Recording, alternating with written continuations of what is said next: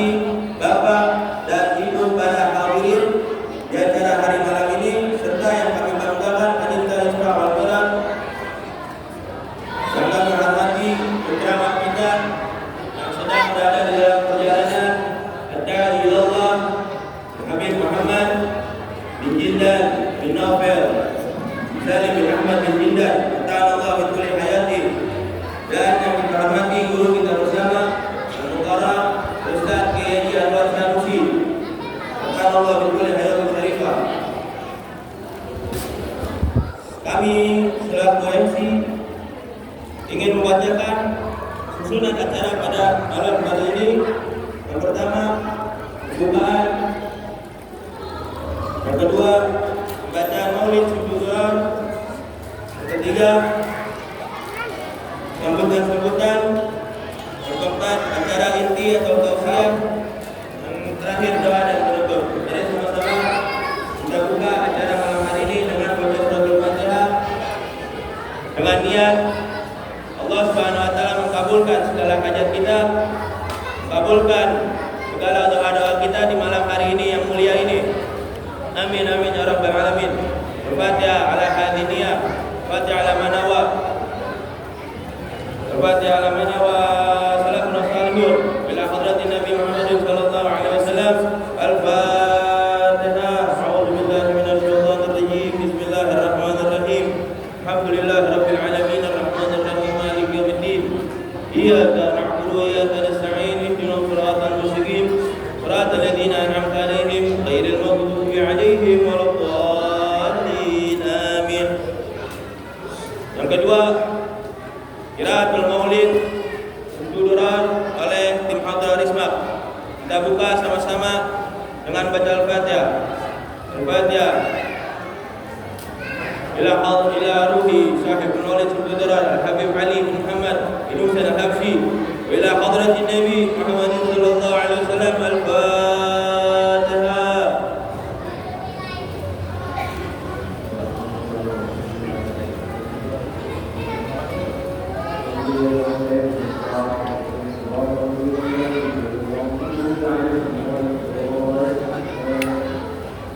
Allahumma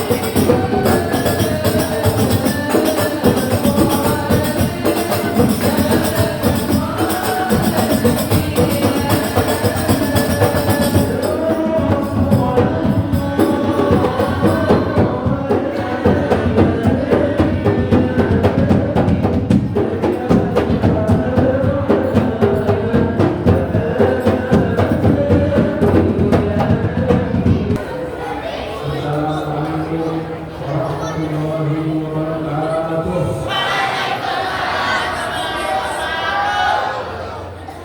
Alhamdulillah, wassalatu wassalamu ala sayyidina Rasulillah, sayyidi wa habibi Muhammad bin Abdillah wa ala alihi wa sahbihi wa man walah. Khitaman nabiyyin al-kiram jami'ihim.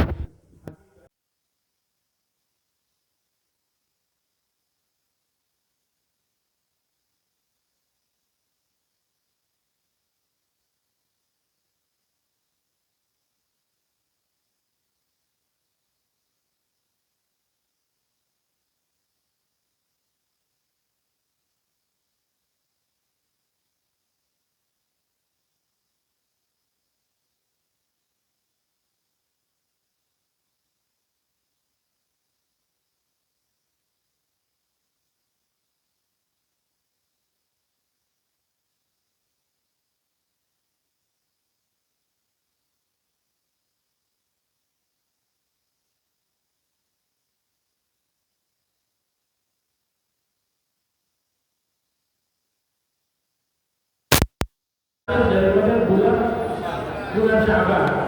Itu Rasulullah dulu beliau itu dari awal masuk bulan Rajab lalu doa, Allahumma barik lana fi Rajab wa Sya'ban wa ballighna Ramadan. Ya Allah, berkahilah saya, berikan saya keberkahan di bulan Rajab, di bulan Sya'ban, dan juga sampaikan saya ke bulan Ramadan. Ini kita udah sampai ke pertengahan daripada bulan Sya'ban. Insya Allah yang tersisa dari bulan Sya'ban Allah berikan keberkahannya kepada kita. Dan semoga Allah sampaikan kita kepada bulan suci Ramadan. Momen di antara bulan Rajab, bulan Sya'ban, dan juga bulan Ramadan terdapat momen-momen yang mulia, terdapat event yang hebat, terdapat pemberian dan anugerah dari Allah Subhanahu wa taala yang begitu luas, yang keluasannya enggak memiliki batas. Di bulan Rajab kita tahu dikatakan oleh para ulama, di bulan itu Allah mengangkat baginda Nabi besar Muhammad untuk Isra wal Mi'raj.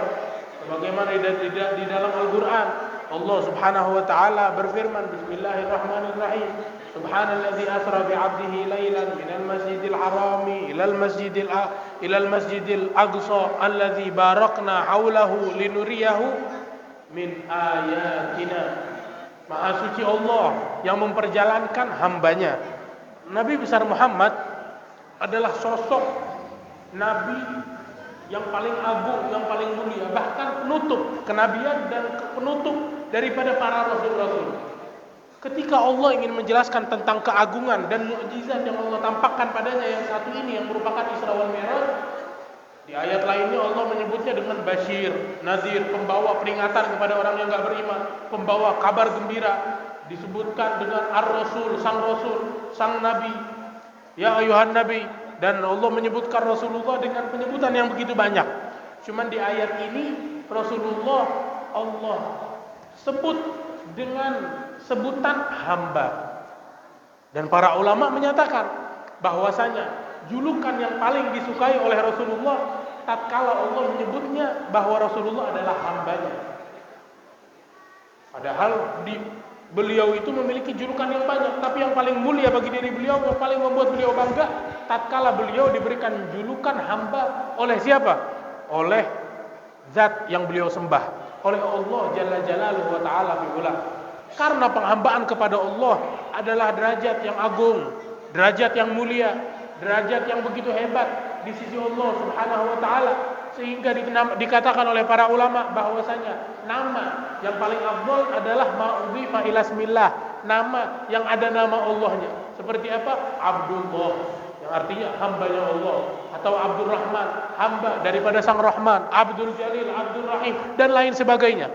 Karena di situ dikaitkan bahwa ini adalah hambanya Allah. Rasulullah salah satu nama beliau, salah satu julukan beliau Abd, hamba. Hambanya siapa? Hambanya Allah. Itu para ahli tafsir, ahli Al-Quran, tatkala mereka membaca Al-Quran, itu Ibnu Abbas menyatakan, dia bilang terkadang kita baca Al-Quran lelah, capek. Tiba-tiba di dalam Al-Quran ada panggilan Allah, ya ibadi, wahai para hambaku. Nah, panggilan seperti ini membuat kita makin, kata Ibnu Abbas, membuat kita makin semangat dalam membaca Al-Quran, makin cinta kepada Allah, makin bergairah kepada membaca Al-Quran kepada Allah Subhanahu wa taala. Sehingga dikatakan di dalam syair bahwasanya wa mimma zadani syarafan watiha wa kidtu bi akhmusi ad'u thuraya dukhuli tahta gaulika ya ibadi wa an khayyarta ahmad li nabiyya. Seorang penyair menyatakan bahwasanya sungguh termasuk satu hal yang membuat saya sangat bahagia, membuat saya sangat bangga, membuat saya ngerasa saya ini mulia, sampai seakan-akan kalau saya mau, saya mampu untuk menginjak bintang. Apa yang membuat saya demikian? Bukannya sombong, tapi bangga. Apa itu? Tatkala saya masuk ke dalam lingkaran orang-orang yang Allah panggil, ya ibadi, wahai para hambaku, wahai para hamba saya. Penghambaan kepada Allah hal yang sangat mulia, hal yang begitu hebat. Bahkan orang yang menghamba kepada Allah dengan sebenar-benarnya, dengan keseluruhannya, dengan jiwa raganya, dengan seluruh anggota tubuhnya, tatkala seluruh keseluruhannya telah menghamba kepada Allah, syaitan gak bisa mengganggu orang tersebut. Kita mendengar di dalam Al-Quran, di dalam beberapa ayat, dalam beberapa surat yang berbeda-beda, tatkala Allah menceritakan tentang kejadian tatkala iblis menentang Allah dan melawan Allah. Iblis menyatakan bahwasanya la ughwiyannahum ajma'in. Wahai Allah, saya minta panjang umur. Dikasih oleh Allah panjang umur. Mau ngapain? Kata iblis, saya mau membuat hamba-hambamu melenceng dari jalanmu. Lalu iblis bilang, saya bisa melakukan hal tersebut kecuali segelintir orang, sekelompok perkumpulan yang mana illa ibadaka minhumul mukhlasin, kecuali hamba-hamba yang kau pilih, hamba-hambamu yang terpilih. Kata iblis, saya angkat tangan, saya nggak bisa mengganggu mereka, saya nggak bisa melakukan, membisiki mereka dengan waswasah, dengan bisikan, ajakan kepada yang haram, jangankan kepada yang haram, ke yang makruh pun kagak bisa. Iblis ngelakuin hal tersebut. Sehingga salah seorang ulama dia bilang bahwasanya ma fa'altu makruhan wala hamamtu bi fi'lih mundu sighar. Sesungguhnya saya nggak pernah ngelakuin hal yang makruh. Jangankan ngelakuin, terpikir, kebayang untuk ngelakuin yang makruh pun saya nggak pernah. Dari kapan? Sejak saya masih kecil. Ulama yang lainnya menyatakan saya nggak pernah meninggalkan sholat duha, nggak pernah meninggalkan sholat witir dari kesempurnaan. Sholat duha minimal 3 rakaat. Sempurnanya maksimalnya 11 rakaat. Salat witir minimal, salat duha minimal 2 rakaat, maksimalnya 12 rakaat. Yang paling afdal 8 rakaat. Salat witir minimal 3 rakaat, maksimalnya 11 rakaat. Nah, ini orang alim ini dia bilang saya enggak pernah ninggalin salat duha dari kesempurnaan. Artinya salat duha setiap hari selalu 8 rakaat yang terbaik. Salat witir setiap malam 11 rakaat. Itu sifat hamba-hambanya Allah yang dekat dengan Allah Subhanahu wa taala. Dan di dalam riwayat disebutkan bahwasanya para pendahulu-pendahulu kita, daripada para sahabat, daripada para tabi'in, itu Sayyidina Utsman bin Affan, dahulu beliau itu kalau malam beliau tahajud 1 malam suntuk dan beliau baca Al-Qur'an dari awal sampai akhir. Sehingga julukan beliau Dzunnurain Muhyil Layali bi Tilawatil Qur'an. Beliau orang yang menghidupkan malam dengan membaca Al-Qur'an. Alladzi istahyat minhu malaikatur rahman, orang yang disegani oleh malaikat. Malaikat malu sama Sayyidina Utsman bin Affan. Karena apa? Karena beliau orang yang punya hubungan dengan Allah. Nabi besar Muhammad sallallahu alaihi wasallam, beliau itu suatu hari duduk. Tatkala beliau duduk di samping suatu tempat duduk gitu, beliau sender kakinya, beliau selonjorin kakinya. Beliau selonjoran duduk. Tatkala beliau selonjoran, enggak lama ada yang ngetuk rumah beliau. Ditanya siapa? Dijawab ini Abu Bakar As-Siddiq. Masuk. Sayyidina Abu Bakar masuk, lihat Rasulullah selonjoran kaki. Duduk di semacam agak tempat yang agak tinggi gitu, kakinya dikebawahin. Maka Sayyidina Abu Bakar masuk dan duduk di samping Rasulullah, selonjoran kaki juga. Enggak lama masuk, ada yang ngetok. Siapa? Umar bin Al-Khattab. Sayyidina Umar masuk, lihat Rasulullah, Sayyidina Abu Bakar selonjoran, ikutan selonjoran. Nggak lama ada yang ngetuk lagi. Siapa? Utsman bin Affan. Sayyidina Utsman bin Affan masuk, Rasulullah baru tarik kakinya. Kenapa beliau tarik kakinya? Kata beliau, ini adalah rajulun istahayat minhu malaikatur rahman. Orang yang mana malaikat segan sama dia. Malaikat malu kepada dia. Sehingga Rasulullah pun beliau tarik kakinya yang sebelumnya beliau itu lagi selonjoran. Dan itu menandakan kepada wibawa yang Allah berikan kepada Sayyidina Utsman bin Affan. Dan bukan artinya beliau lebih mulia daripada Sayyidina Abu Bakar As-Siddiq atau lebih mulia dari Sayyidina Umar. Kita dalam akidah Ahlus Sunnah wal Jamaah kita tahu wa ba'dahu fal afdalu siddiqu wal afdalu tali lahul faruqu Utsmanu ba'dahu kadza Aliyu fasittatul baguna fal badriyu. Para sahabat yang paling mulia, manusia yang paling mulia setelah para rasul dan para nabi adalah sahabatnya Rasulullah, yaitu Sayyidina Abu Bakar As-Siddiq, selanjutnya Sayyidina Umar bin Khattab, selanjutnya Sayyidina Utsman bin Affan, selanjutnya adalah Sayyidina Ali bin Abi Thalib, lalu seterusnya sita bagiyatil ashr al-mubasyirin bil jannah, sisa dari 10 orang yang Rasulullah berikan kabar gembira bahwa mereka akan masuk ke dalam surga. Intinya Rasulullah orang yang punya kedudukan yang begitu hebat, yang begitu agung. Tapi lihat ketika Allah ingin menampakkan keagungannya, Allah sebut dengan hamba. Asra bi abdih, memperjalankan hambanya, memperjalankan budaknya. Agar kita tahu bahwasanya ketika kita berhamba kepada Allah, kita nggak hina, kita nggak menjadi rendah, kita nggak menjadi enteng, tapi kita menjadi mulia, kita menjadi hebat, kita menjadi agung di sisi Allah Subhanahu wa taala. Sehingga Rasulullah ketika disebut dalam penampakan keagungan disebut dengan sebutan hambanya Allah. Dan beliau itu di malam Isra wal Mi'raj diperlihatkan oleh Allah linuriyahu min ayatina. Diperlihatkan ayat-ayat Allah, tanda-tanda kebesaran Allah, pelajaran-pelajaran yang bisa kita ambil, pelajaran yang bisa kita petik. Rasulullah tatkala Isra wal Mi'raj, beliau itu berjalan dari rumahnya, diajak malam-malam oleh malaikat Jibril jalan kepada Ka'bah, jalan menuju Ka'bah. Isra wal Mi'raj itu terjadi saat beliau berada di Mekah, sebelum beliau hijrah ke kota Madinah. Di situ beliau berjalan. Tatkala beliau berjalan, beliau keluar dari rumahnya, beliau melewati sebuah berhala dan beliau usap itu berhala, lalu beliau bilang bahwasanya celaka orang yang menyembahmu. Lalu beliau berjalan sampai beliau dekat dengan Ka'bah. Di hadapan Ka'bah itu udah siap tunggangan para nabi-nabi yang bernama Buraq. Buraq itu adalah tunggangannya para nabi-nabi.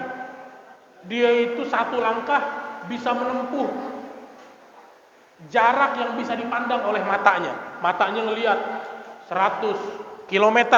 Ya udah, satu langkah bakal sampai 100 km. Matanya ngelihat berapa puluh kilometer, satu langkah akan sampai kepada tujuannya. Nah, beliau dari Masjidil Haram ingin menunggangi Buraq di hadapan Ka'bah. Ketika ingin menunggangi Buraq, Buraq agak sedikit berontak. Ketika Buraq berontak, malaikat Jibril bilang, "Wahai Buraq, sesungguhnya di antara orang-orang yang pernah menunggangimu, yang paling afdal adalah nabi ini, adalah makhluk ini. Kenapa kamu malah berontak?" Dimarahin oleh malaikat Jibril. Maka Buraq bilang, "Iya, tadi kelihatannya beliau ini habis nyentuh berhala." Maka Rasulullah bilang, "Iya, tadi saya nyentuh berhala, saya bilang celaka orang yang menyembahmu." Maka Buraq bisa merasakan bahwasanya Rasulullah telah menyentuh berhala. Lalu Rasulullah menunggangi Buraq dan berjalan menuju Baitul Maqdis, diperjalankan oleh Allah. Di tengah jalan tatkala beliau menuju kepada Baitul Maqdis, beliau melewati tempat lahirnya Nabi Isa. Ketika beliau melewati itu, malaikat Jibril bilang, "Wahai Muhammad, turun. Ada apa?" "Ini tempat kelahirannya Isa, Bait Lahm, tempat kelahiran Nabi Isa." "Maka kamu turun, ngapain?" "Sholat di situ." "Ngapain sholat di tempat lahirnya seorang nabi?" "Ambil berkah." Malaikat Jibril tahu tentang berkah sehingga disuruh sholat di tempat tersebut. Itu tempat yang agung, tempat yang mulia, tempat lahirnya Nabi Isa, tempat ibadah orang soleh pun tempat yang mulia, kuburan orang soleh, semua hal yang terhubung dengan orang soleh itu adalah hal-hal yang mulia. Sehingga kemuliaan tersebut ditampakkan oleh Allah di dalam Al-Quran. Allah menceritakan di dalam Al-Quran tentang, kepada kita Allah ceritakan tentang kemuliaan tempat yang dipakai ibadah oleh Sayyidatuna Maryam binti Imran. Maryam binti Imran, dia itu punya tempat ibadah. Dia beribadah di tempat tersebut, berdoa kepada Allah. Tempat yang dikunci oleh Sayyidina Zakaria yang tertutup. Cuman setiap Sayyidina Zakaria masuk, kullama dakhala 'alaiha Zakaria al-mihraba wajada 'indaha rizqa. Dilihat ada aja rezeki. Rezekinya berupa apa? Berupa buah-buahan yang enggak ada di musim tersebut. Buah yang mestinya ada di musim dingin, kok tiba-tiba di musim panas ada. Adanya di mana? Bukan dijual di pasar, di tempat ibadahnya Maryam. Dan sebaliknya, di musim panas buah yang mestinya ada di musim dingin ada di situ. Sehingga ini menjadi sebuah keajaiban bagi Sayyidina Zakaria. Sayyidina Zakaria nanya, dari mana ini? Maka dijawab, innallaha yarzuqu man yasha'u bighairi hisab. Allah memberikan rezeki kepada siapapun yang Allah kehendaki tanpa batasan. Allah memuliakan suatu tempat, menghormati suatu tempat, begitu juga tempat lainnya. Begitu juga tempat ibadah yang ada di sekeliling tempat tersebut yang Allah kehendaki untuk Allah berikan, kemuliaan Allah berikan.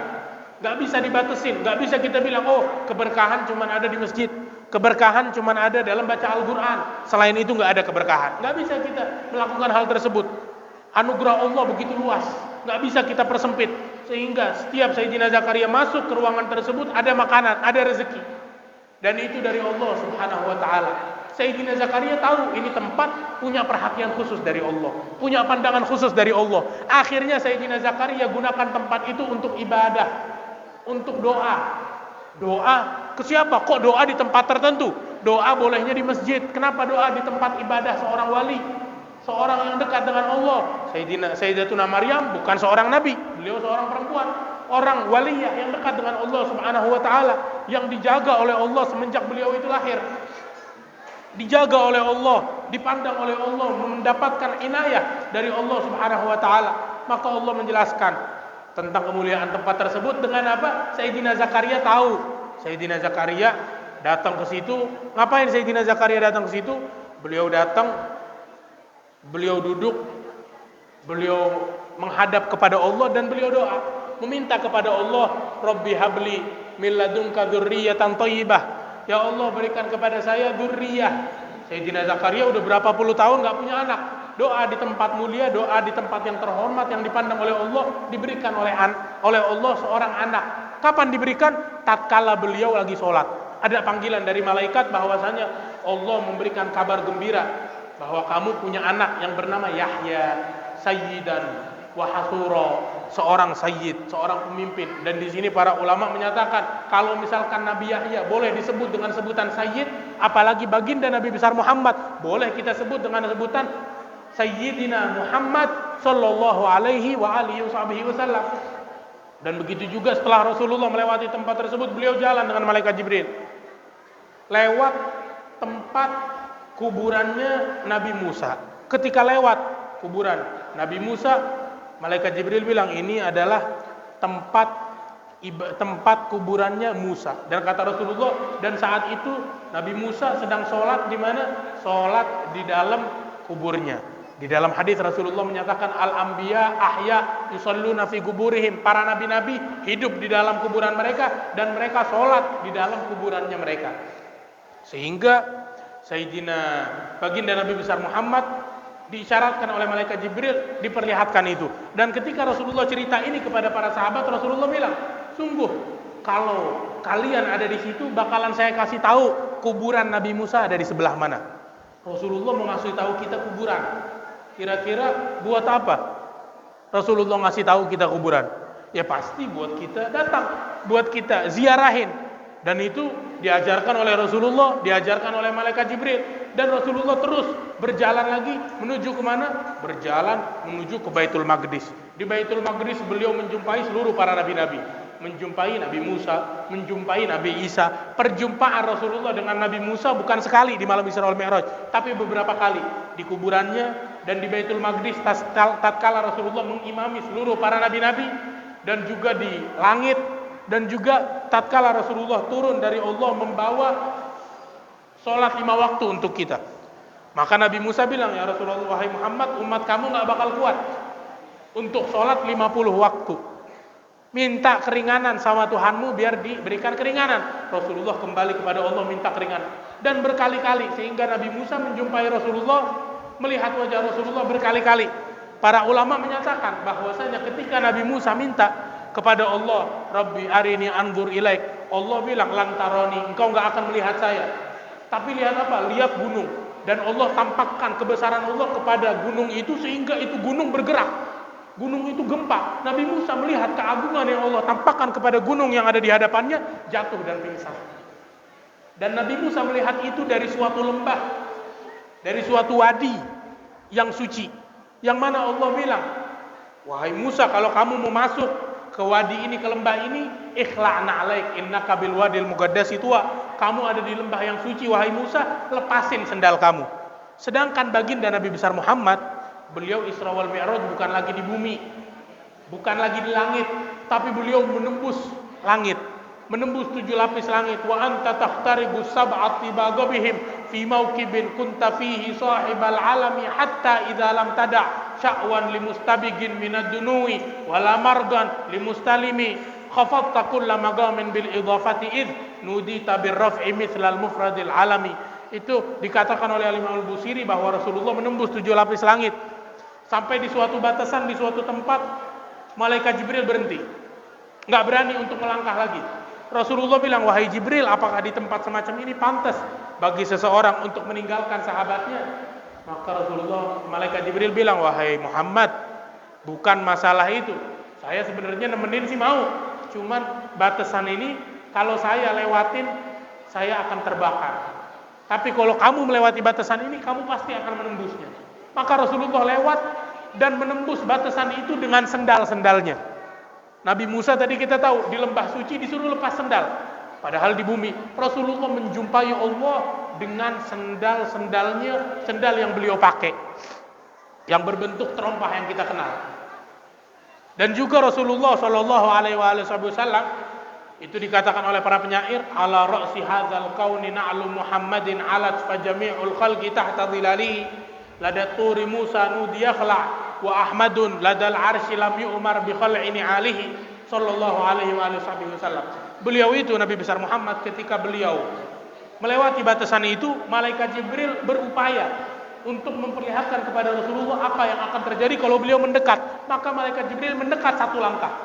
Ketika mendekat beberapa senti, beberapa langkah, itu malaikat Jibril dengan fisiknya yang begitu besar, yang mana sayap, 1 helai dari sayapnya itu bisa menutup antara timur dan barat. Ketika mendekat sedikit, itu badannya mengecil sampai menjadi seperti seekor burung yang kecil. Diriwayatkan oleh Siti Aisyah. Menjadi begitu kecil karena apa? Karena itu tempat nggak pantas untuk dilewati malaikat Jibril. Rasulullah sendirian menembus tempat itu dan menjumpai Allah.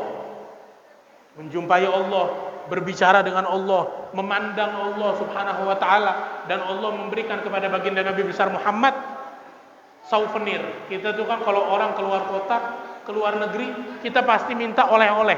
Oleh-oleh khas negeri sana. Dari mana? Dari Bandung. Mana oleh-oleh khas Bandung? Dari mana? Dari Jogja. Oleh-oleh khas Jogja. Nah, ketika Rasulullah keluar dari kehadirat Allah kepada kita, datang kepada kita membawa oleh-oleh khas apa? Khas Allah, yang mengingatkan kita kepada Allah. Kita kalau makan kalau makan tahu mana? Tahu khas Sumedang. Kita ingat Sumedang. Apa? Oleh-oleh dari Sumedang. Iya kan? Nah, ini salat mengingatkan kita kepada Allah. Karena salat adalah oleh-oleh yang dibawa oleh baginda Nabi besar Muhammad untuk kita. Sehingga kita seorang muslim, kita punya Allah dalam 5 waktu, dalam salat 5 waktu kita, dalam ruku' kita, dalam sujud kita. Untuk apa kita punya Allah? Kita bisa mengadu kepada Allah atas segala hal yang menimpa kita, baik itu musibah atau suatu permasalahan, yang mana kita diajarkan untuk sholat istikharah, musyawarah kepada Allah Subhanahu wa taala dalam sholatnya kita. Kita diajarkan oleh baginda Nabi besar Muhammad untuk selalu bersimpuh kembali kepada Allah. Namanya manusia, Allah tahu bahwasanya kita manusia ada aja datang waktu sumpek, datang waktu stres, butuh teman untuk diajak bicara. Dan Allah sebelum kita minta untuk berbicara kepada Allah, Allah sudah bukakan pintu kepada kita. Sehingga jangan kita anggap enteng sholat 5 waktu. Dan hendaknya kita sholat itu bukan karena sholat wajib. Kita sholat biar kita enteng dari kewajiban. Untuk lepas diri dari kewajiban biar nggak dituntut oleh sholat itu. Tapi kita sholat, kita merasakan kedekatan dengan Allah, kerinduan dengan Allah, mahabbah, cinta kepada Allah. Berapa banyak orang-orang soleh yang nangis dalam sujud mereka, dalam rukuk mereka, dalam ibtihal mereka, dan itu menandakan hati mereka lembut. Hati lembut dekat dengan Allah Subhanahu wa taala, dan hati yang keras jauh dari Allah. Dikatakan oleh Sahibuz Zubat, wa inna ab'ada qulubin nasi min rabbinar rahimi qalbun qasi. Sesungguhnya hati yang paling jauh dari Allah yang maha pemilik rahmat yang begitu luas adalah hati yang keras. Hati yang keras alamatnya apa? Dengar Al-Quran gak nangis, rindu Allah gak nangis, dengar ayat-ayat yang membuat dia takut akan siksaan Allah dia gak nangis. Nangisnya kapan? Nonton film India baru dia nangis. Dia nonton film membuat dia terharu, drama Korea baru dia nangis. Baca Al-Quran gak pernah hatinya tersentuh. Membaca ayat Allah, membaca sabda baginda Nabi besar Muhammad, hatinya gak tersentuh. Itu orang zaman dulu tatkala mereka membaca Sahihil Bukhari, bukan baca Al-Quran, membaca kitab Sahihil Bukhari di dalam suatu perkumpulan, gak selesai itu perkumpulan kecuali rida yang mereka punya, inisial yang mereka punya itu basah. Orang-orang tua itu hadir, pulang-pulang syalnya basah. Kenapa? Itu mereka pakai buat ngelapin air mata. Karena di situ mereka dengar nama baginda Nabi besar Muhammad yang membuat hati mereka bergejolak karena rindu kepada Rasulullah Sallallahu Alaihi Wasallam. Hadirin hadirat yang dimuliakan Allah Subhanahu Wa Taala, di malam Isra wal Mi'raj, baginda Nabi besar Muhammad menyaksikan tentang hal-hal yang diharamkan oleh Allah. Rasulullah menyaksikan orang yang gemar ghibah, lidahnya dipotong pakai besi yang panas dari api neraka. Rasulullah menyaksikan orang yang gemar namimah, siksaannya ini dan itu, semua hal-hal yang diharamkan. Rasulullah saksikan penyaksian yang begitu jelas, penampakan yang begitu menyeramkan, dan Allah ceritakan itu kepada kita sekalian. Nah, ini hendaknya menjadi pengingat, motivasi untuk diri kita agar kita menjadi lebih baik lagi, agar kita merubah keadaan kita yang tadinya masih gemar ghibah, suka ngomongin orang, atau dengerin. Saya nggak ngomongin orang, nggak ghibahin orang, saya cuma dengar di medsos. Nah, ini juga sama, al-mustami' ahadul mughtabain. Di dalam hadis dikatakan bahwasanya seorang pendengar adalah salah satu dari 2 orang yang sedang berghibah. Ghibah itu nggak mungkin satu orang sendirian, itu nggak mungkin terjadi ghibah. Ghibah itu ngomongin aib orang kepada orang lainnya. Kalau sendiri ya bagaimana ceritanya? Nggak mungkin. Pasti kepada orang lain, baik secara langsung atau secara lewat media sosial. Pembaca, pendengar yang membaca, yang mendengar tentang aib orang lain pun dia dapat dosanya ghibah. Maka hendaknya kita jauhin hal tersebut.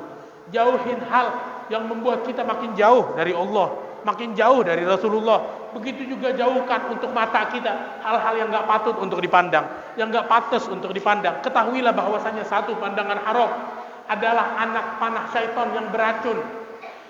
Satu pandangan haram anak panah syaitan yang beracun yang mengenai hati kita. Racun itu bisa membuat hati yang dikenainya ngerasa kebal dari apa? Gak mencicipi manisnya ibadah, gak mencicipi lezatnya sholat, gak mencicipi lezatnya sholawat, gak mencicipi lezatnya hadir majelis ta'lim. Karena apa? Karena matanya dipakai untuk mandang yang haram. Di dalam hadis Rasulullah menyatakan, an-nazratu sahmun masmum min sihami iblisil marjum. Qalallah man tarakaha min makhafati abdaltuhu imanan yajidu halawatahu fi qalbih. Rasulullah bersabda, satu pandangan haram adalah anak panah syaitan, anak panah iblis yang beracun. Allah mengatakan dalam hadis qudsi bahwasanya barang siapa yang meninggalkan pandangan itu, maka Allah akan gantikan satu pandangan haram dengan apa? Dengan keimanan, yang mana manis daripada keimanan tersebut dicicipi oleh orang tersebut di dalam hatinya. Hadirin hadirat yang dimuliakan Allah Subhanahu wa taala. Kalau kita pengen cerita tentang seluruh pelajaran Isra wal Mi'raj begitu banyak, begitu panjang, semua kemuliaan, semua kehebatan Allah perlihatkan kepada baginda Nabi besar Muhammad, dan seluruh daripada balasan akan maksiat, balasan akan keburukan Allah perlihatkan kepada baginda Nabi besar Muhammad.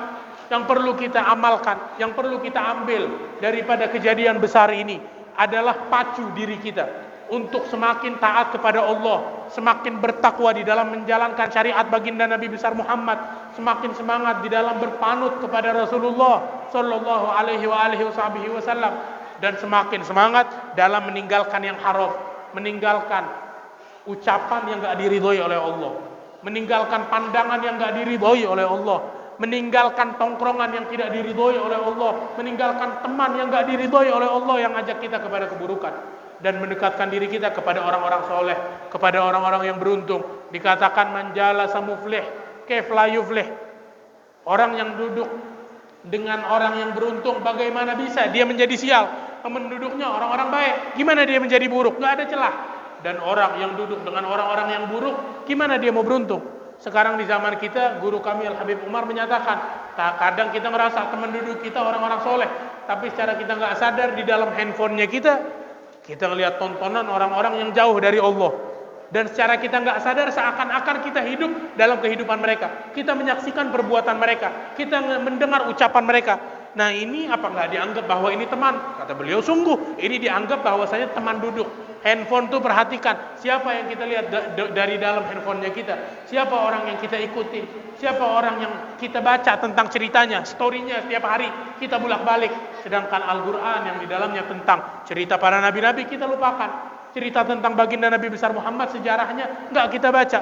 Semoga Allah Subhanahu wa taala rubah keadaan kita menjadi lebih baik lagi. Semoga Allah Subhanahu wa taala berikan kita keberkahan sehingga nggak keluar kita sekalian dari majelis ini, dari masjid ini, kecuali kita diberikan bekal yang begitu banyak oleh Allah Subhanahu wa taala untuk menjalankan ketaatan di bulan suci Ramadan. Disampaikan kita semua ke dalam bulan suci Ramadan dan mendapatkan kita semua kebaikan dan keutamaan daripada bulan suci Ramadan. Allahumma barik lana fima bagiya min Sya'ban wa ballighna Ramadan. Allahumma inna nas'aluka sihhatan fit taqwa wa tula umrin fi husni amal wa rizqan wasi'an la tu'adzibna alaih. Dan semoga Allah berikan keberkahan untuk seluruh bapak-bapak, ibu-ibu yang hadir, yang tua, yang muda, begitu juga DKM dan seluruh para tokoh masyarakat, daripada para asatid yang main hadroh, anak muda semua. Kita nggak berpulang dari tempat ini kecuali mendapatkan pandangan dari Allah Subhanahu wa taala, sehingga kita nggak bermalam, kita nggak tidur, melainkan kita bermalam dan Allah ridho kepada kita semua. Allah Subhanahu wa taala nggak pulangkan kita, melainkan membawa semangat untuk merubah keadaan kita menjadi lebih baik lagi. Yang kaum lelaki menjadi lebih baik lagi dalam menjaga matanya, menjaga anggota tubuhnya.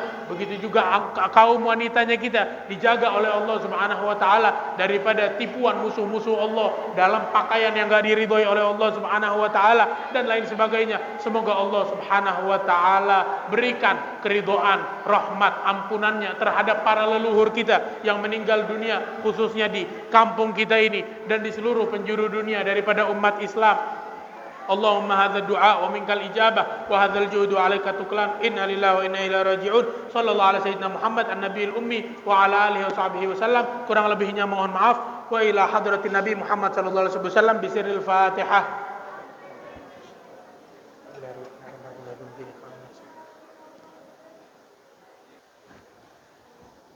Lanjut.